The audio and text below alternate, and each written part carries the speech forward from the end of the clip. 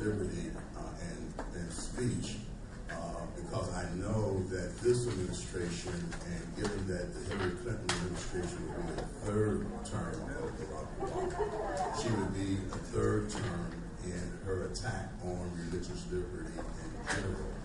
And as a consequence, I don't have no reason to attack her faith. I just question her ability to defend my right, my family's right, my church's right to practice our faith in the public square. Just in the back here. Arden Farley from CBS News. I have a question for all of you and a question for Marjorie. I guess if I show of hands, or however I'd like to do it, how many of you have already or are willing today to say you will support Donald Trump and offer your endorsement?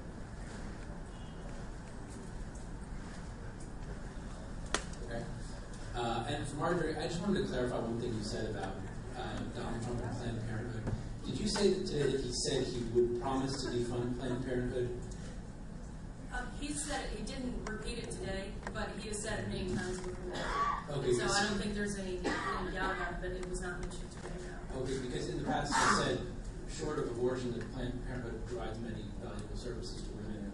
Well, that is not from our talking points, I can tell you that. No, but Trump himself has said that. I'm agreeing with you. Yes, he has said that, and I would never say that myself. However, the bottom line position that he does have is the same that we have, meaning as long as Planned Parenthood is the largest abortion provider in the nation, or as long as Planned Parenthood does any abortions, it should be defunded.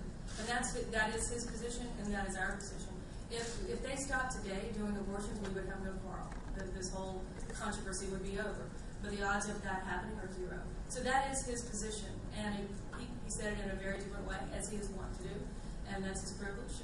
But that is his bottom line position. So you don't find anything contradictory in what he said in the past and the way you understand it? I am satisfied that his bottom line position is the same as mine. But did I write his talking points? No. But I'm satisfied with his bottom line position. The lady in the fourth row here first, and the gentleman in front of her. Thanks. I'm Katie Glick with Politico. Thanks very much for being here today. So no one raised their hand when the question was asked on who here is currently willing to say that they're going to be endorsing Donald Trump. So I'm hoping to hear specifically from Marjorie and from Tony, what specific things do you want to hear or see from Donald Trump that will make you comfortable enough to say that you're going to endorse him and activate your networks on his behalf?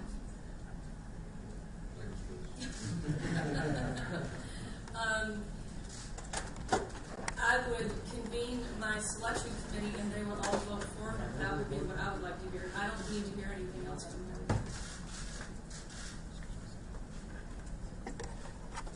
This is a process, as I've stated in the conversation that's begun today. There are some very concrete things that have to take place for me to be in that position. One is Donald Trump does not have a track record when it comes to being in public office. And I've held public office, I've been in political for 20 years. The best indicator of future performance is past performance. We don't have that in this case. I think that's why it's going to be extremely important who he chooses as his running mate. Is it someone who does have a conservative track record? Is it someone that has a relationship with evangelicals? That will be a part of his inner core circle of advisors, which then gives us the ability to know that these things he said, there is an anchor to them, that we have something to build upon. I think we have the GOP convention coming up. I happen to be a delegate to be on the platform committee. I'm interested to see what he's going to do with one of the most conservative platforms the GOP has had, the existing platform. Will he support that? So far, the indications are that he will. I think there's got to be some tangible things before I get to that point. Who's going to be advising him on some of these issues? I think Donald Trump is new to the public policy arena. That's why you've seen he's made statements only to change them. And quite frankly, that's not a bad thing. I mean, if you make a mistake or you get it wrong, you go back and fix it. I don't know when people get all upset about that. The thing is he learning in this process? I think he is. I don't think he spent most of his adult life thinking through the implications of these policy positions, of building buildings. Now, it's important who he has around him that can advise him on the consequences of these policy decisions. When we see that come into place, that's going to be a major factor as well. I think, Tony, let me underscore something that Tony said, and it's very important. I was the vice chairman of the platform committee in 2008, and Tony's group did a marvelous job of building and improving that platform. But I want to underscore something that I'd like to make clear, not only to our Democrat opposition, but to the Trump campaign. The Republican Party is the majority party in the United States of America. We control more governor's offices. We control the legislative branch with majorities in both the House and the Senate. We, in fact, control more state legislative chambers than the opposition party. He is, in fact, grabbing the mantle and grabbing the flag of the GOP, a party that has principles and policies in place. He won the primaries process fair and square, but he didn't get a signal that he is to remake the Republican Party and the conservative agenda that it represents. And therefore, Tony is absolutely right. How his campaign embraces the GOP platform is important, because it is not only the guidepost for the presidential election, it is in fact the guidepost for how we conduct elections and the policies that we formulate right down the line to the most basic township or county office in the country. And I think also at the same time, I think there's two layers of things we need to look at. One thing is, where am I going to vote and where I'm leading to vote as a national leader. The thing is, how can I move my constituency? And that's where the conversation is important. We're having that conversation and dialogue because we want to see how can we move our networks of thousands of churches across America to go forth and put a candidate in office, because that's what it's going to take. It's not going to take just us individually saying, well, we heard it today, we thought it was great, and I think I'm going to vote for Donald Trump. Saying, how can we move our constituency? And that is still where we're still having to work together to make sure personnel is policy, who you getting to do the policy you're coming up with, and so forth and so on. So then we can take it back to our constituency and move an army, which is what we're trying to do at the end of the day. Sir, right here in the fourth row. Yeah, thank you. Tim Albert from National Review. Thank you for having us. I'm curious, a couple of you have said that the conversation with Donald Trump started today. It seems as though a number of you, in supporting Ted Cruz or other candidates throughout the primary season, you were happy to bring up statements that Donald Trump has made over the past year, and in some cases over the past decade or a couple of decades. His belief that he does not need to ask God for forgiveness, his womanizing, his formerly saying that he was very pro-choice. And the Cruz campaign specifically hammered Donald Trump for those things throughout the primary season. Iowa, New Hampshire, the Super Tuesday states. And some of you were helpful in spreading that message to the same grassroots constituencies you are now sitting with and trying to help lobby on behalf of Donald Trump. I'm wondering how hard that is to go back to these people who have been convinced over the last 6 months that Donald Trump does not stand for them and does not represent their values, and now to turn around on the dime and say, well, at least he got everything. Well, I'll be happy to address that, because I did not say anything about Donald Trump in the primary. I was supportive and endorsed Ted Cruz because I supported Ted Cruz. So I think there's maybe there's some that did say some things about Donald Trump, but not everybody. You had a chance to pick your favorite candidate, the one you knew best, felt that could do best do the job. Now we're in the second chapter of his book, and so I think there are many who understood that this is the way the process works. But I'll let those who have said things address those. But I think as we get closer, it's like going through a funnel. When we get closer to this election, obviously there's not many choices here. The choice is between Hillary Clinton, we know exactly what she'll provide to America, or we have Donald Trump, who many were not with at the beginning. But they hear what he's saying, they want to believe him, that's why they came here today to be a part of this. And we'll see how that works out, and whether or not people can overcome some of the things that he has said and done in the past. We'll see. That was addressed somewhat today, and that one of the things about evangelical community that I think people have a hard time understanding, even those who oppose the evangelical community, is that we forget. We're all sinners. We all have messed up. Now, I'm not making excuses for anybody. But when we say we have messed up and we ask people to say, I was wrong, forgive me, I want to do the right thing today going forward, more than anybody else, evangelicals in this country can accept that. So has Donald Trump asked for your forgiveness? He's not asked me, but I wasn't expecting. Well, you said that came up today, so that's, I'm wondering. No, the fact that we're not looking for someone, we did not have a theological discussion today about the eternal security of one's soul. We were talking about the present threat to America. And there was an acknowledgement that when you look at the leaders that were used throughout Scripture in the Bible, that almost to a T, each and every one of them were flawed in some form or fashion and made bad choices at some point in their life. That's the good thing about the Christian faith, is it's going forward. It's not looking backwards. And if he's wanting to have a candid conversation, then I share your concerns. I want America to move forward, protect religious freedom. He repeated over and over about the fundamental, essential nature of religion and morality in our country. And do we share everything theologically? No. Do we have the same understanding of faith? To the degree that we both believe it's important, yes. Now, beyond that, again, it's a conversation building a relationship. I think very often politics and life, raising kids, all these things are helping people become the person that they say that they are. And I think that is definitely the case here. On the abortion issue during the primary, when it was pretty heady, he made a comment about punishing women for having an abortion. And it was very clear, if you look at the clip, he had not really thought about it very much. Right? That he was thinking, I'm on hardball, it was a tough question. And he went ahead because he's a straightforward guy. He's thinking it's a terrible thing. Gosh, it's better be punishment. Now, that is absolutely not the position of the pro-life movement. And frankly, we spoke frankly about that. And we were very critical of his response. And to give him a lot of credit, only a person with some humility, which he doesn't get credit for, would go back and correct his comments, which he did.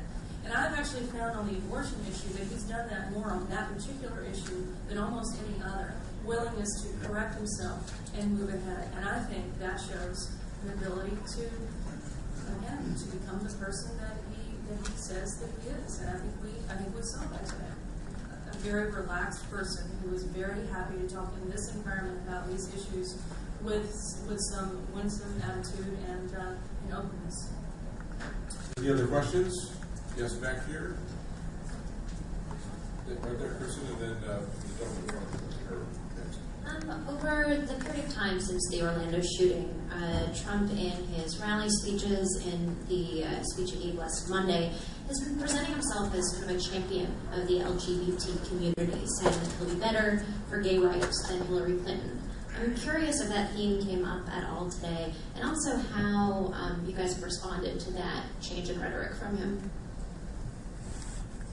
It did not come up today, but in the context of what he's saying, that I agree with him. What he is saying is, no American, regardless of your political ideology or your life choices, should be living under the threat of a terrorist attack on the streets of the United States of America. I agree 100% with that. No American, which they are under Barack Obama, living in fear because of Islamic terrorists coming to this country. So yes, LGBT, Catholic, Protestant, I don't care, atheist, as one who wore the uniform of the United States Marine and as a police officer.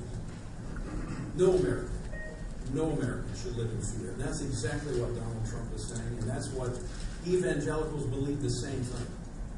That's why our military is filled with evangelicals who are willing to lay down their lives for the rights of people to live in ways that they don't agree with, but not to live in fear. So yes, I agree with what Donald Trump said, and I think most evangelicals would as well.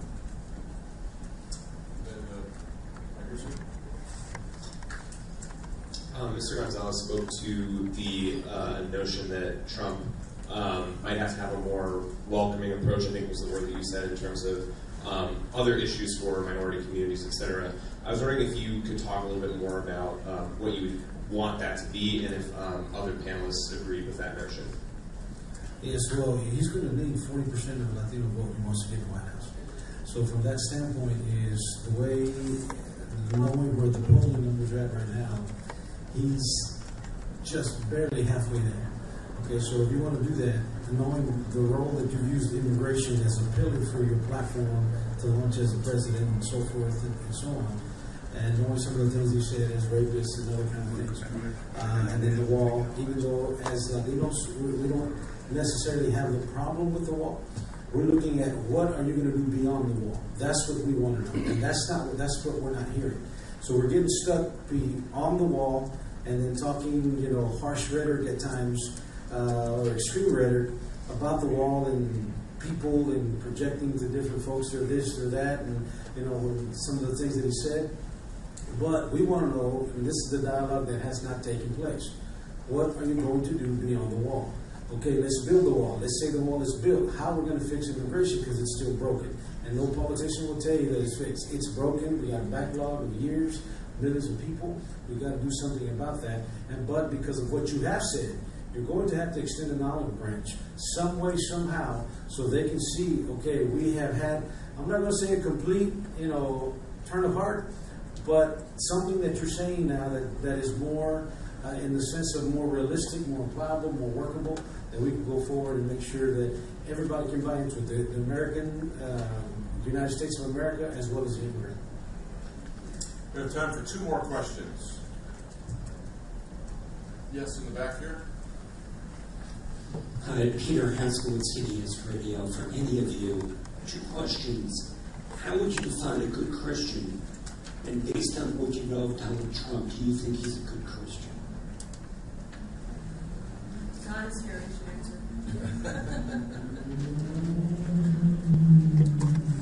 I think it would be wrong for any of us to stand as Donald Trump's judge and speak to what we see in his heart. I mean, only the Lord himself knows what's going on there, and anybody sitting in this room. It's a question that I would not answer. But you have to decide whether you endorse him or not. I have to decide that they're a choice. It's a binary choice. Do you believe Hillary Clinton's a good Christian? I think it's the same. I'm going to give the same answer. Okay, last question. Go to the back row there. Hi. You mentioned that you spoke a lot about religious liberty. I'm wondering if at any point in that conversation you discussed what religious liberty means for Muslims in America.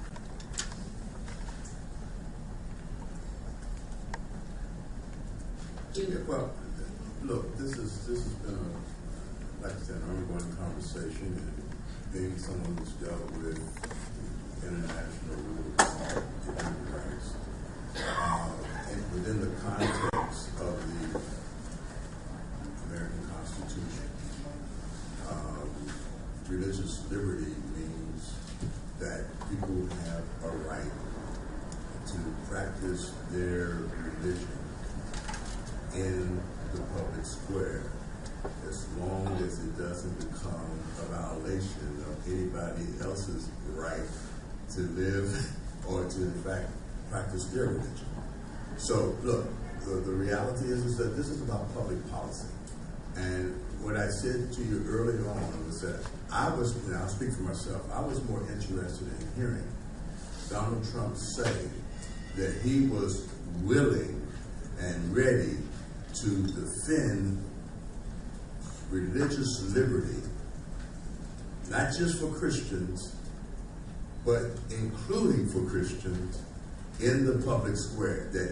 That religious liberty is different than the right to worship within the confines of our churches. It is about being able to practice our beliefs in the public square. Look, this wasn't about converting him to becoming, a firebrand evangelical. This wasn't even about making him a, stone-ribbed conservative. This was about hearing that as the leader of America, as a leader in the free world, he had a fundamental understanding that there was a relationship between the reach and power and scope of government and others' religious liberty. And he satisfied that concern in his conversation. But he's repeatedly called for banning Muslims from the United States. So was that at all part of the conversation? I've heard him refine that statement. You're saying you haven't heard him refine that statement. I've heard him refine the statement, but he Can I just add one not thing? to your satisfaction. I'm saying that a conversation would suggest that, those of us who figure and believe that that needs to be refined more to be consistent with the concept of religious liberty will be in that conversation.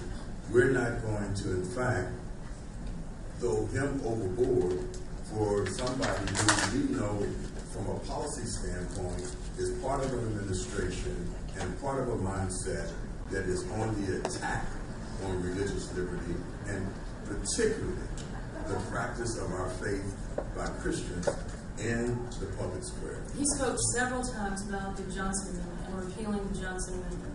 And the Johnson Amendment applies to everyone's religious liberty. I'm sorry, Kelly, were you trying to? And repeal, it would apply to everybody's religious liberty. Yeah, one of the things we didn't mention, and I thought I wanted to make sure we did, is over 50,000 questions were submitted. And by far, the most important issue to everyone was religious freedom. And when that was communicated to Donald Trump, he said, in light of what I'm seeing, that doesn't surprise me at all. And he really connected with that, which is, I thought, part of how the conversation was a real genuine conversation. But I think a lot of people outside don't realize the battle we're in. As a person who's been doing religious freedom work for 27 years, I can tell you that what we're seeing is unlike anything we've ever seen in this country. And we're literally in a battle for whether the whole concept is going to be really given away.